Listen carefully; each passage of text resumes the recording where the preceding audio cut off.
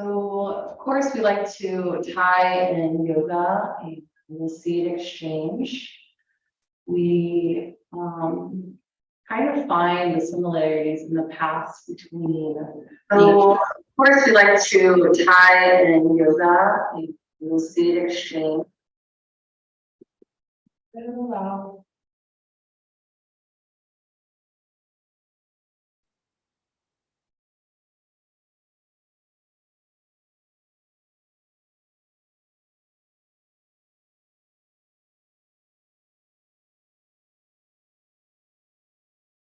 Now I can't hear you.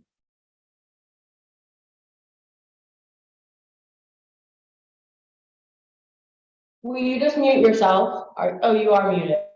Okay, great. Okay, sorry. Inhale, let's just take a deep breath in, center. Exhale, side away or gently let it off the nose. Inhale again.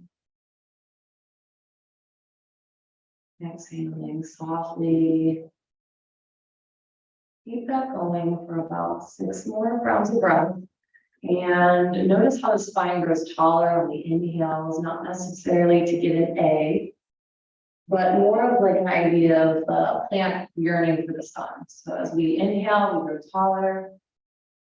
And as we exhale, we move down into the sit bones, feel the legs touching the ground, moving into the earth.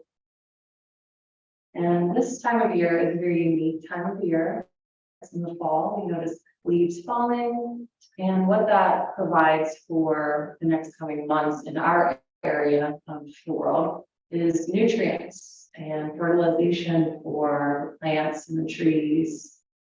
So just take a few moments and imagine what plant you might be. Maybe starting in the spring, feeling the warmth of the sun, touching the earth. Imagining this plant, you as a little seed, taking in the nutrients and the warmth, beginning to warm the body, encouraging you to open up, take root, and then beginning to poke through the warm soil, collecting the sun's rays. And just like the spine, as we breathe in, we grow taller. As we exhale, we bring in nutrients, whatever arrives mentally, physically, we need. And this next inhale, imagine leaves starting to sprout. And exhaling, we find the foundation of our body and our minds and our practice becoming more rooted. And again, continue that process on your own, taking your time. Take about 10 breaths.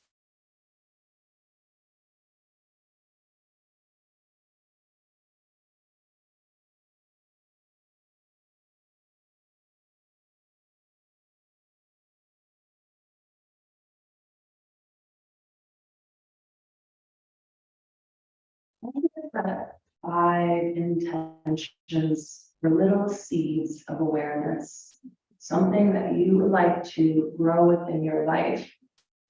That can be a physical thing, it can be a relationship with yourself or with others, with Mother Nature. Any intention or seed setting practice that you would like to bring into your life, I want you to invite that to flow in with breath. And notice on the exhale, we become more relaxed to bring harmony into our lives, into our intentions. Remembering that the practice of yoga doesn't stop with asana. We can bring it into every modality of life, like we are here, and bring it into setting the intentions with the seeds that we collect. Now it's late, there must come a little darkness for balance, and like one for two, and maybe there's something that is blocking this heartbeat from entering your life. You're able to do things, it doesn't have to necessarily be a bad or detrimental thing, it's something that might be inhibiting you, something that you can set aside for now, doesn't necessarily have to be let go. Any concerns, worry, noticing collarbones in the body, in the chest, noticing the rise and fall of the shoulders gently here. And even noticing the back of the heart space, feeling the shoulder blades open as we inhale. And as we exhale, the shoulder blades slide into their little pockets, feeling ease and relaxation. When you inhale, open immediately the top and the bottom of the heart space. And as the exhale invites in, we become longer down into the core. Inhale, feel the lifting of the heart space. And exhale, harmonize and relaxation in the body. Take a few more breaths to come back to this meditation and intentions. About 3 to 5 things that we would like to see. And maybe one, if there's other things that arrive, of course, things that we need to let go of, I invite you to just see, not become so involved, but just see.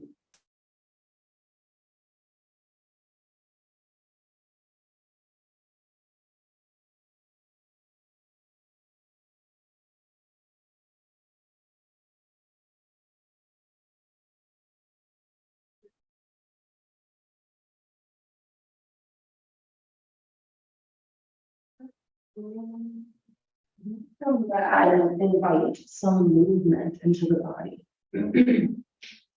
Let's go ahead and find some spinal flexion. So let's inhale. You can open the eyes or keep them closed, up to you. We're going to do a little cat cow and seated. Inhale, lifting the chest. Of course, take your own breath and movement. The eyes can open or keep them closed, point the nose up. And as you exhale, round the spine, closing the front of the throat, the heart space, tucking the navel and lifting the tailbone towards the heart. Inhale, lifting the chest, opening the front of the throat, lifting the mind's eye up to the sky, and crown to the tailbone. Exhale, opposite. Beautiful breath. 3 more on your own. The eyes open, finding the gaze or the drishti to extend, the stretch. And then after the third, find stillness. Find a neutral here.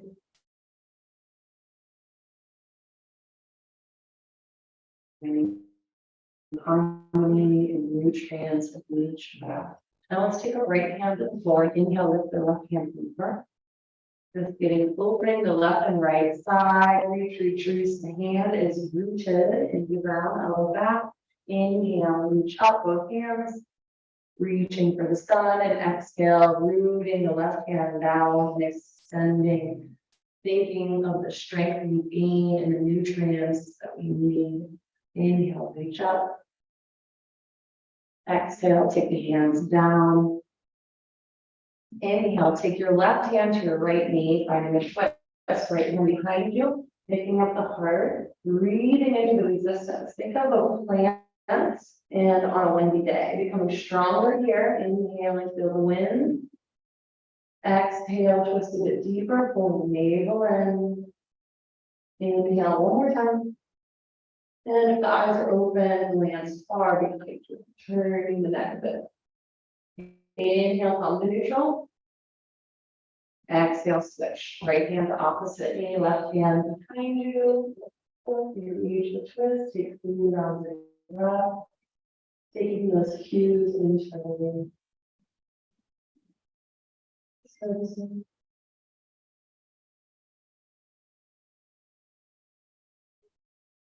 Inhale, come forward, when you're finished.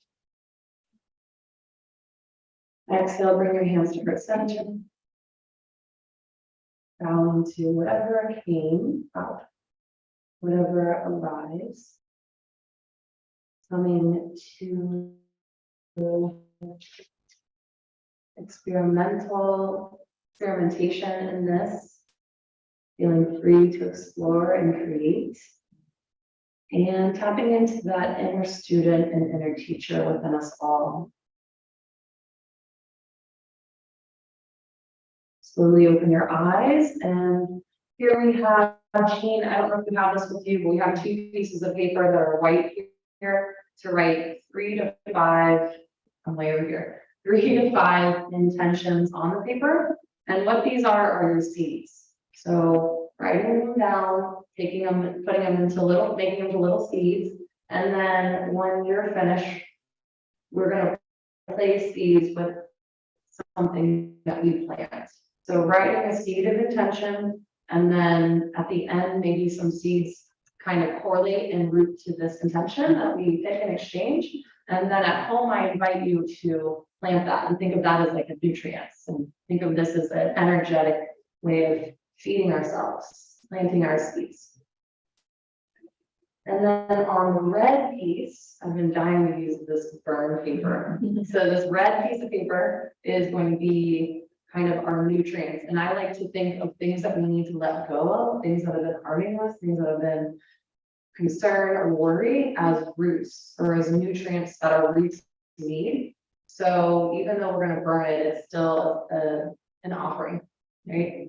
So again, this red paper is our burn paper, and we're going to write as many things that we need to let go of. Maybe there's just one that really comes up. So just take 3 to 5 minutes to do that, and then we'll have Jean take over. And there's this little paper here that is nice for writing that came with the red paper.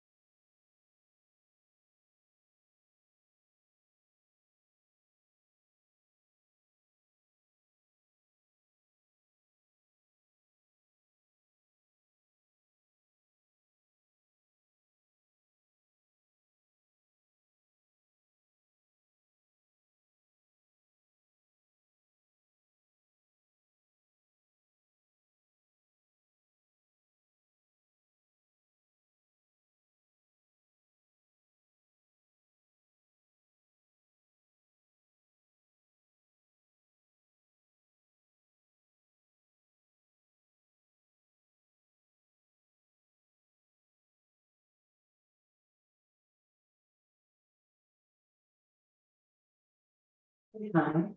You have to rush. If anybody wanted to share, you're more than welcome to. This is more like can be more of a personal practice, so there's no obligation to share by names. But for the, fact that I'm hosting, I'll just share something that came up to me.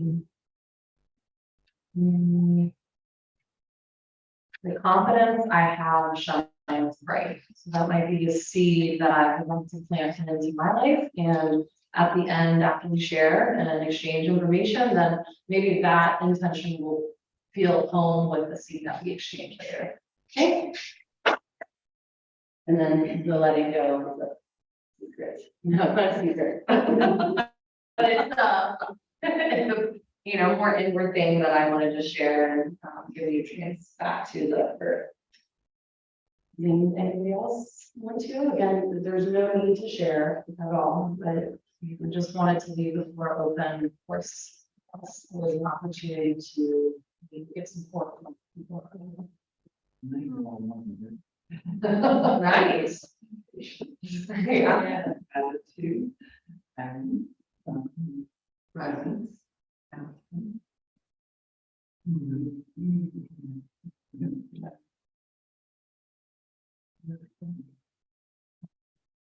About patience was, I will be patient with my process of transition. The right timing and opportunities will be presented to me, and I'll know when to be it. I'll say my big one. That's been like, I just keep writing these words over and over again, kind of distilled from a lot of my journal entries lately, but it's just speak your truth. And I think I can tend to be a people pleaser and stay in situations for a longer time they are still serving me. So speaking my truth, not only to others, but to myself as well. Thank you guys for sharing. Anybody brave enough to share something they would like to release? Yeah, I wanted to ask you for clarification. Yeah, these are the things that we're letting. Yeah, the things that'll worry you, things that concern you, things that are like stepping in the way, or even something that you can set aside. It doesn't have to be something that's like negative or terrible. We always like go for the extremes, but there's somewhere in between we can also practice. I said, I will let go. I will let go of fear of the unknown, and I will let go of distrust of my future. That's your body. I love it. Yeah, don't need that. Yeah. And I anger, hurt, pain, shyness, and self-confusion. Yeah. I'll show you.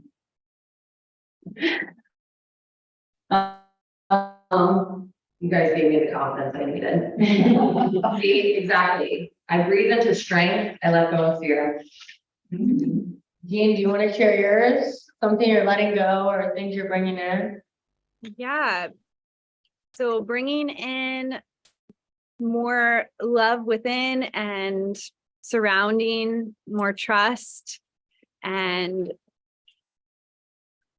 letting go of the fear of the unknown and just trusting divine time and that we are all the seeds of change. There's so much going on in this world right now that if we can just do the best we can every day and be the seeds that we want to see, the seeds of change.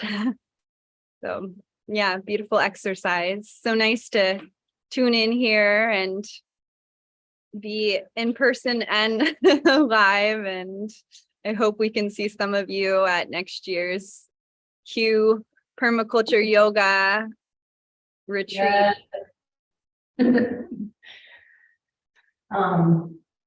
Anything you want to let go of? We don't have the burn paper, but anything that you would like to share, that's something that we'd like to put aside maybe, or we all had a strong feeling of, fear of the unknown. Yeah, fear of the unknown.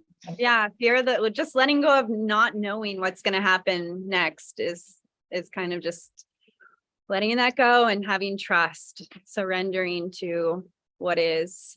So, yeah. Thank you so much. Alan, I see your shoulder. Hi, Alan. Come on. Alan, we miss you guys. Anything you would like to add to that, Alan? He loves it. Anything you want to add? Yeah, I would like to add actually the awareness of actions. Like, I'm not too much a yoga or meditation person. I love actions. I kind of having problems to meditate. I have problems to stay in one place for so long. I'm an action person, and I belong to the people to we make actions, the people to grow the food, the people to building, the people to maintenance, and I just want to bring that we need more people in action to want to do positive things, to want to planting seeds, to want to grow into the community. Like, it's beautiful to talk and meditate and pray, and I love it to do it sometimes, but I feeling we're living in times of actions, and I want to bring the action to the table. Yeah. Absolutely. Love that. Yeah, we're here with you. I'm all about that. If you don't mind, everybody, this is Jean. I think, I kind of said that already, but I want to give a formal introduction. This is Jean and Alan. They helped us organize and, excuse me, host the Costa Rica retreat last year. I have a little frog in my throat. And it was such a great experience. It was our first 5-day retreat. Normally we stick to 3, but they made it very accessible and just a great experience all around. So They have a beautiful, beautiful farm. they have a really beautiful permaculture farm, and they gave us an awesome kind of permaculture 101 that everybody was like, wow. They were like core memory right here. Exactly. Eating fruit on your balcony was just amazing. It's such a great experience. So I'll let maybe Michaela and Teresa just say hi. This is my Aunt Teresa here. They're joining us today. Michaela is a farmer, and she, if I could just give you a little like prop here, Michaela just got her space on a farm. I'm gonna let you explain that a bit more, but I think it's something to celebrate. Yeah, thank you. You're welcome.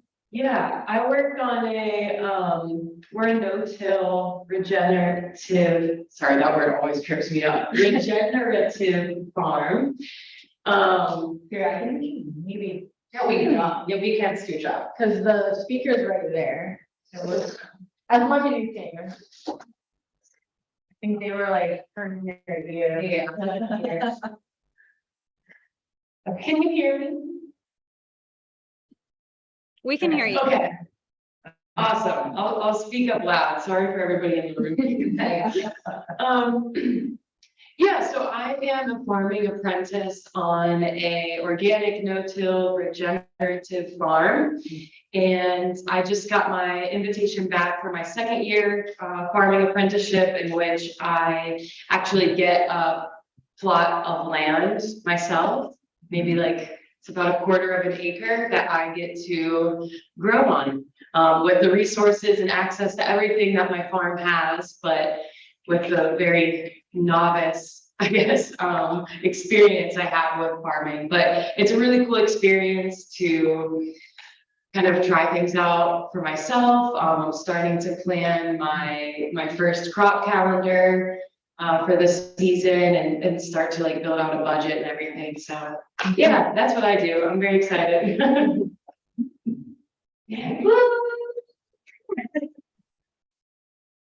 Sounds like you enjoyed it. Here, I heard the bells on the door. Awesome. So Jean, I'm gonna kind of let you take it away and explain, just take it away. Yeah. So it's so nice to share about seeds. Seeds are a big part of our mission, and we live in Costa Rica and steward 2.5 acres of land. And we are a living live seed bank. So we've planted a medicinal garden, over 50 different medicinal herbs, and over 100 different types of fruit trees. And we're sovereign in our veggies, in our greens, our roots, our bananas, and most of the trees are 3 to 5 years old. So we are just about to become abundant in fruit. And it's really exciting times because now more than ever, we need to think about food sovereignty and saving the seeds. And that is exactly why we're all gathered here today, is to swap and exchange seeds. I'm going to share just a little presentation, and these are some facts about what's going on in the world today. We've lost over 90% of our seed supply in just the last 100 years. And there used to be a biodiversity there was over 480 or 408 tomatoes, for example.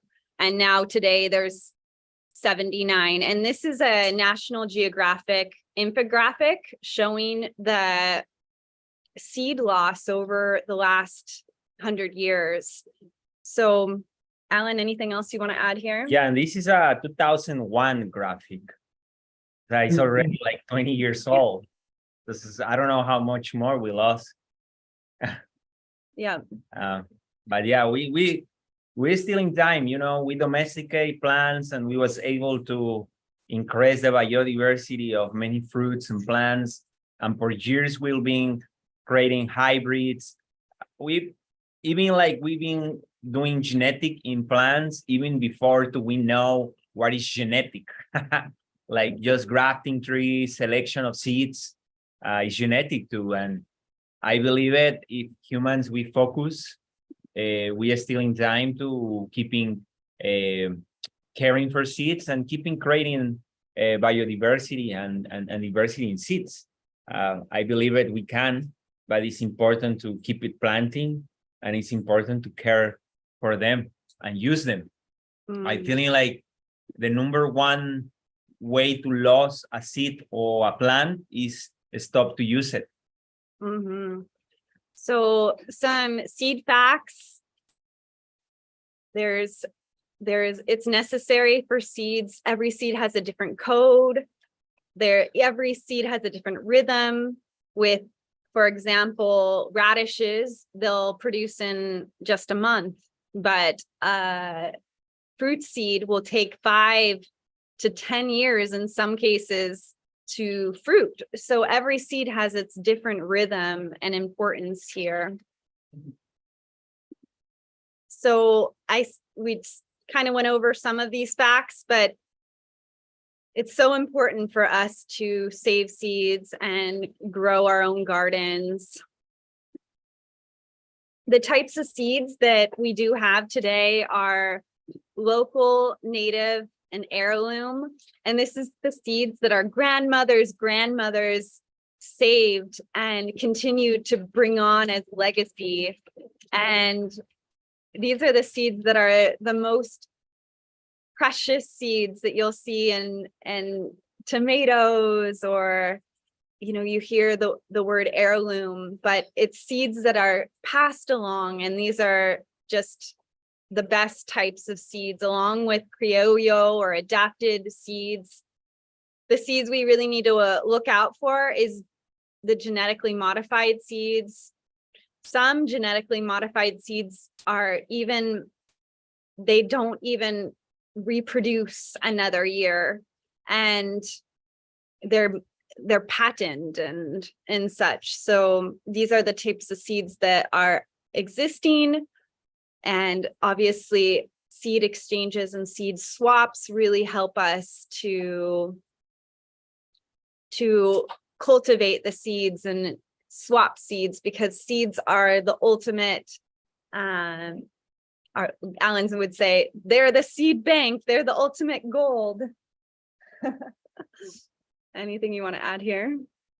Yeah, it's just to the same, like remember that caring for the seeds and use them is important. Like humans, we are using the 9% of the biodiversity of plants. So we don't even know, we have 92%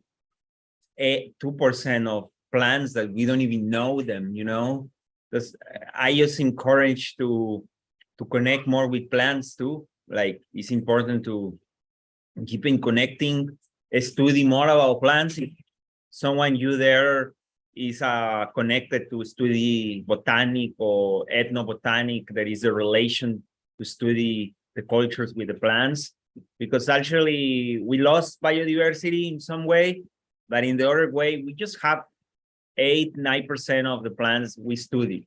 That we still have like more than 90% of the biodiversity of the plants to study, to know what are. Because I just encourage people to love more plants and to study plants too. And maybe you will discovering something new in the world of the plants. So these are some of the benefits of native and criolla seeds, heirloom seeds.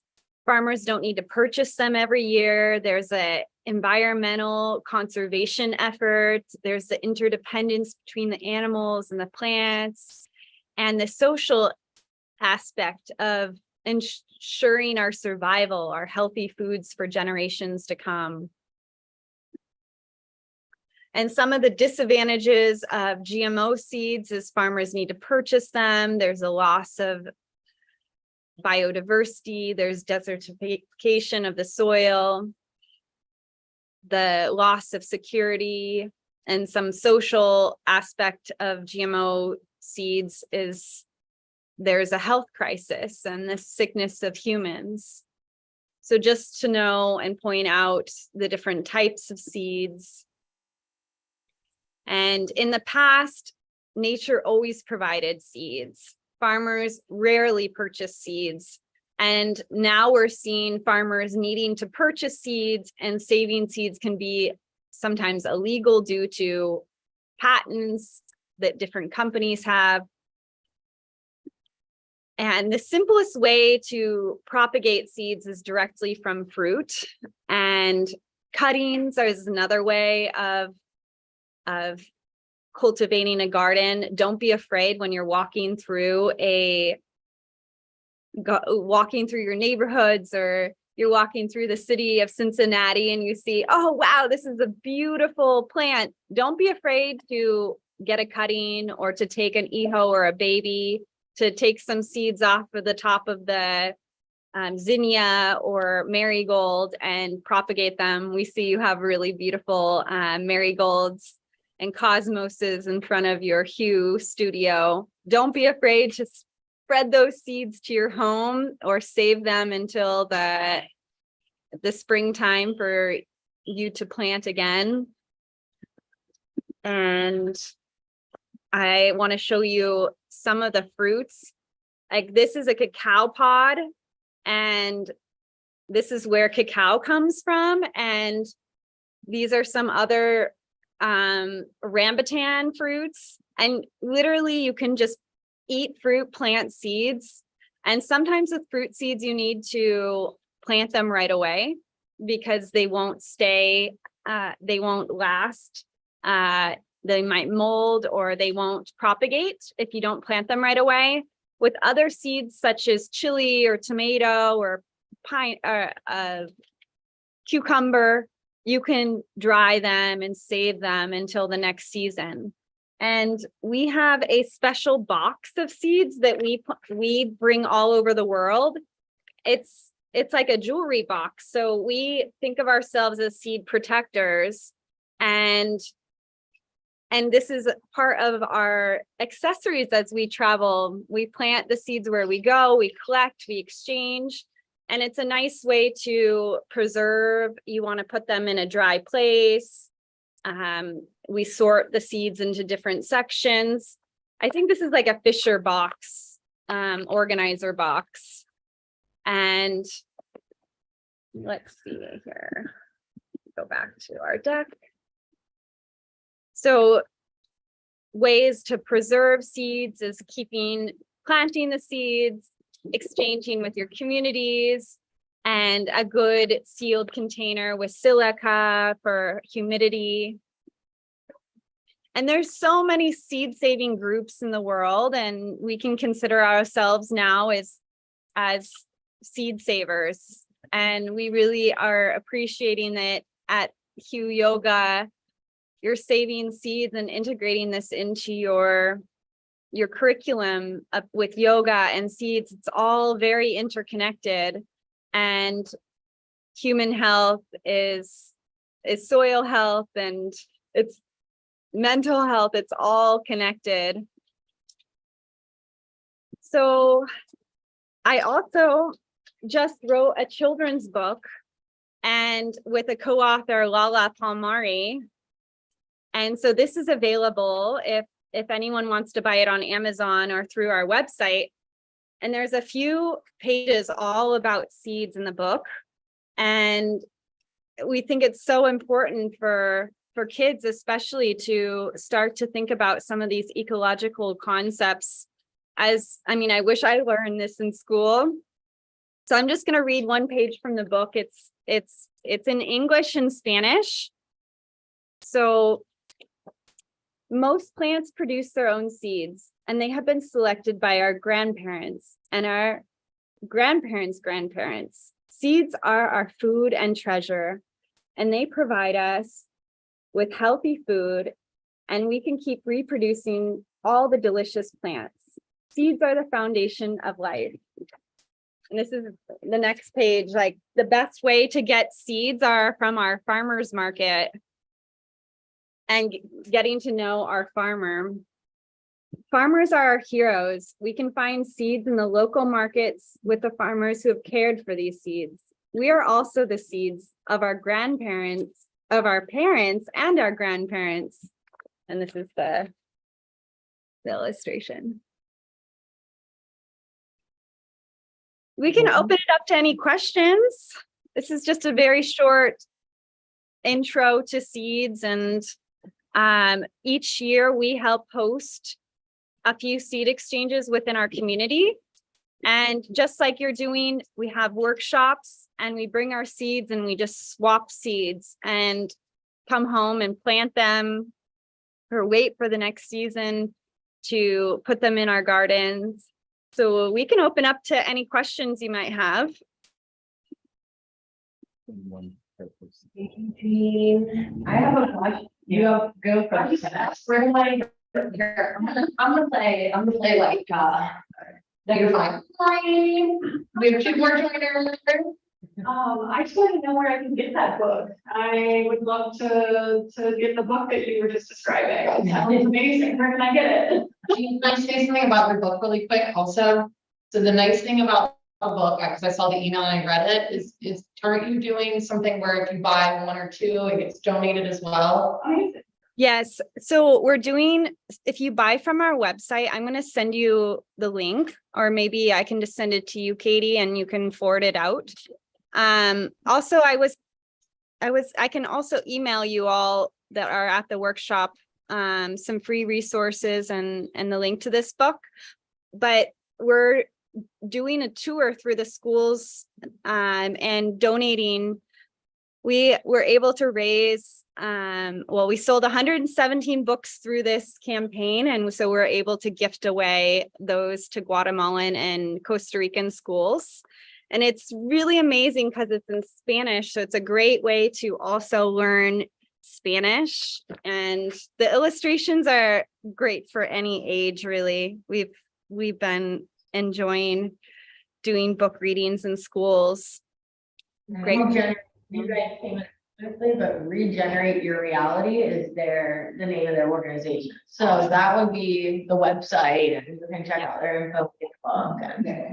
She has a great book as well. Awesome. For adults. Thank you. Yes. Emily? You have a question on it? Oh, well, I just like, if there's any other tips you might have as far as like when you're traveling and getting seeds, it sounds like what you just said, the best thing to do is just get them as dry as possible whenever you can, and just store them in anything really. Because I did just recently have some seeds that I don't think I dried them fully, and they did get a little moldy. And at that point, are they just, they're not going to work at all, or is it still worth kind of planting to see?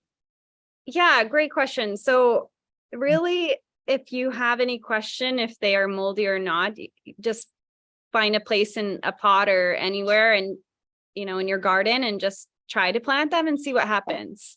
And if they spring up, that's part of life. If they don't come through, that's also part of life. And we do our best with saving seeds, drying them in the sun. Right. And you can also put them in rice or have silica to help keep them dry for the winter until the spring.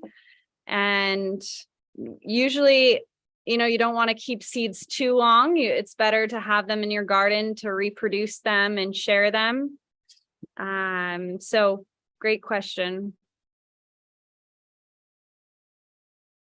Also, I think with traveling, you can, if they're fruit seeds, you can put them in something a little wet, like a little paper towel, and keep the seeds a little moist for your travel, and then plant them when you arrive in your location. And I think if you are worried about the winter time, just plant it in a pot inside your house and then bring it back out in the springtime. Okay, great advice. Mm-hmm. Yeah. I think Teresa's also going to kind of tell us about wintering some seeds. If you can see in the back, she made us the awesome board. Oh, I think so. Oh, the board. Yeah. For pollinators. The board, yeah. Is this mostly on food? No, not necessarily native Oh, flowers. okay. No, everything counts. So I grow a lot of native plants. I retired from US EPA 7 years ago, and like 10 years ago, I turned my heating system into geothermal, and then on top of the geothermal, I planted a native garden, and then also expanded that into the backyard. And so now most of my yard is native. Yeah. She took the whole green front yard into something that's going to be more with native flowers and plants that are going to be good for the pollinators. And just again, like we said, yeah, she brought us a poster. You won't be able to see this, I don't think, but I took a class called Ohio Certified Voluntary Naturalist. And we had to do a poster for that class. And I did my poster on, it's called More Than Milkweed. It's about, there are a lot more, everybody knows milkweed is used by monarchs and needed by monarchs, really. Yeah. But there are all kind of other plants that butterflies and bees and other pollinators use as well as milkweed. So I was just matching up the plant with the butterfly and all the larvae of those butterflies. So Did you that's take the idea. Nice. I just got off the web. That's nice, because I'm always, I'm big into learning about soil now, and I think that's something we'll go into next. We'll kind of talk about composting and the importance of the whole cycle. So I did bring my worm compost. Oh, worm. I got my worm compost going, a little trial and error. It's all about experimentation. I think Alan and Jean here kind of talking about that. So it took a little experimenting, but I have a little gift for you at the end, and when we get into that. But it's really interesting, and I'm really grateful that, Teresa's here showing us the other part of the cycle. You need the good pollinators. We need to have good soil for the good pollinators and good plants for the pollinators in order for us to have a bountiful amount of seeds and the whole cycle, the whole system. So.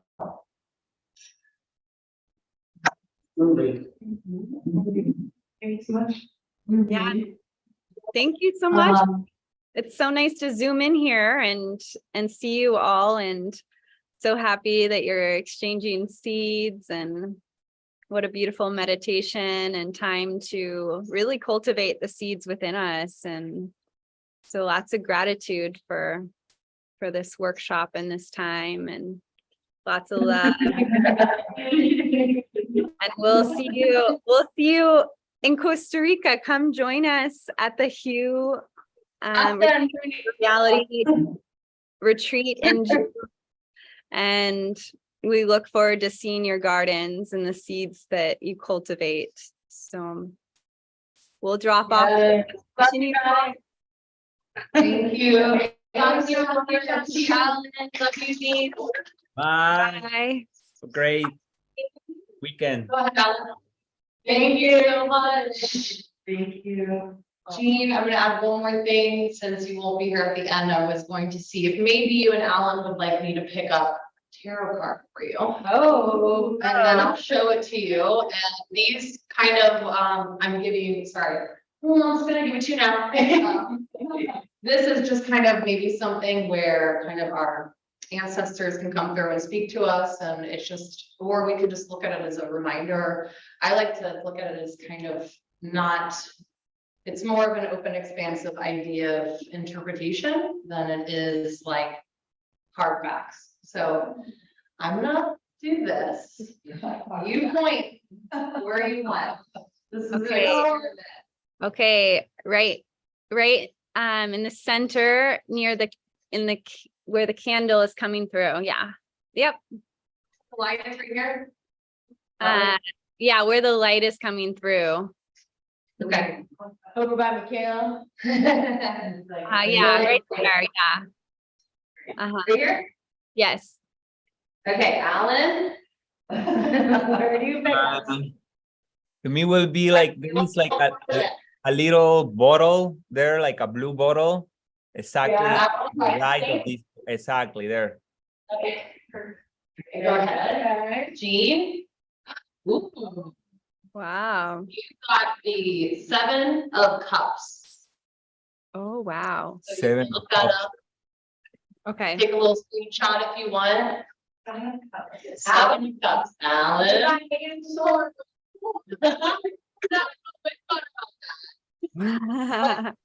Eight Cups. No, I did a good card. It means like things are settled and you guys are in a place where now you can let the dust settle and just wait, and it doesn't matter if you can see what's next. Mm, You're like still safe because all the swords are actually around you, but you might think that you're not, but you are safe and you can be patient where you're at. Definitely just gave you fortune. Yeah. So yeah, take a little screenshot. You know what you got, Jean, you got the 7 of Cups. And that's interesting that Alan, you got the 8 of Swords. Thank you. Nice. Swords are very masculine material, very action based, so that makes sense. Cup is full, you've got all the things you need. Love you so much, thanks again, and we're gonna kind of exchange seeds from here and share what we have. All right. Amazing. Happy. Thanks so much for your support. I mean, it just shows that we can do this from other parts of the world. So thank you for collaborating with us. Thank you for Yeah. guiding us. Happy planting. Okay.